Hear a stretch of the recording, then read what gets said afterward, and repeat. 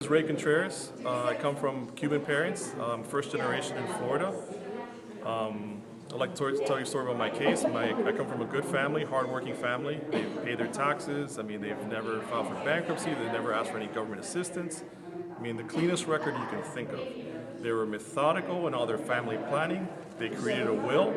All of us know a will. Whatever that will says, that's what you can take to to court. That can't be changed. It decides on what your family wants to leave behind. Well, I'm here to tell you that in Florida, they rip it up. They don't follow it. They do this thing called probate. They do the guardianship, which I'm sure you've all heard about in the Britney Spears case. They literally ignore everything your family wanted. They ignore who they wanted them to take care of. They ignore the beneficiaries. They ignore the trustees. Here I have a case where the court-appointed attorney is supposed to be neutral, yet he's on the payroll for the guardian. They're on the same LLC. How can a court-appointed attorney come to before the court and the judge and pretend to be neutral when the guardian is paying his bills? This guardian had 3 different law firms representing her. They shredded my family's will. My family spent $80,000 over the last 10 years amending their will, making sure everything was crossed and checked on healthcare surrogate, beneficiaries, trustees, everything. All 3 trustees were removed. My stepfather was killed. His grandson took his own life 30 days later because of what happened in this guardianship case. I sent a letter to Ron DeSantis about this judge, Judge Stargell, for letting all this happen. He let an attorney come to a mediation with an assault rifle and get away with it. He was there to intimidate my mother and her attorneys. The Florida bar did nothing. And when I sent my letter to DeSantis, the governor of Florida, what did he do? He promoted this judge to the appeals court. When I contacted my local representative, that's the wife of the judge, Kelly Stargell, which is also a Florida senator, they closed my case the very next day. We talk so much about these other countries and human trafficking, but this is human trafficking here in Florida. In Florida, a lawyer can show up to mediation with a gun and threaten your poor old parents to take over the entire family business and kick everyone away. Here's a letter that he sent to the judge saying, I don't want to listen to anything that the will says. I want to change everybody on it.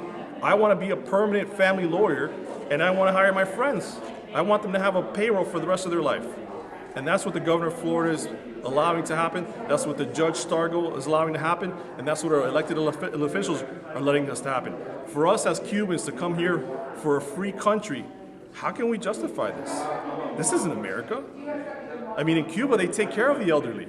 They have free health care. Here, they leave them abandoned with no nurse, no prescriptions, no standard of care, nothing. Hospitals are filing complaints. DCF is filing complaints. No one's changing anything, and it continues every day. Does this remind you that a little bit of the dictatorship and Cuban regime? Wasn't this why our parents left Cuba? Because they were depleting our homes, they were taking away our money, their money, and they said, there's something wrong here. We're going to come to the United States where there's a Constitution of the United States, where there's freedom of speech, freedom of life, freedom of dignity, due process, transparency, no one against the law. This has also happened to my mother. A systematic legal abuse. I seek guardianship to protect my vulnerable elderly mother, whom I just lost, who died alone in a nursing home, and I was only able to see her 30 minutes and supervise, and I had to pay for it. Why? Because they didn't want me to take her when she wanted to go with me, and she had to die alone. This is inhumane. This is violations of civil rights. I seek guardianship in 2011 to protect my mother. Dr. Vallejo, one of the examining committee members, said my mother was not to make independent decisions, but the court-appointed attorney that I dare mention her name because she was biased from day one, she prepared a durable power of attorney during incapacitation when Judge Metellus said it was not valid. And what was the outcome? Isolation, selling of her home, being held captive in a garage, one recused judge, it went to civil court. The guardians, they isolated my mother. They did not allow me to visit her. They did not allow me to contact her by phone or video calling. She ended up in the hospital. I was able to see her for 8 days without a problem.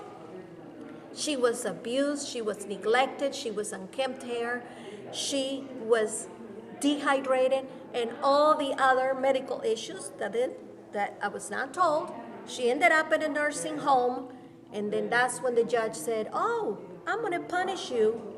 You are going to have to be supervised in order to see your mother. And I had to pay for it. And this should never happen. It is my opinion this should have never had happened to anyone. Not him, not me, and not all the other victims that are being brutalized in the state of Florida. This is not America. Our parents didn't sacrifice their life for this.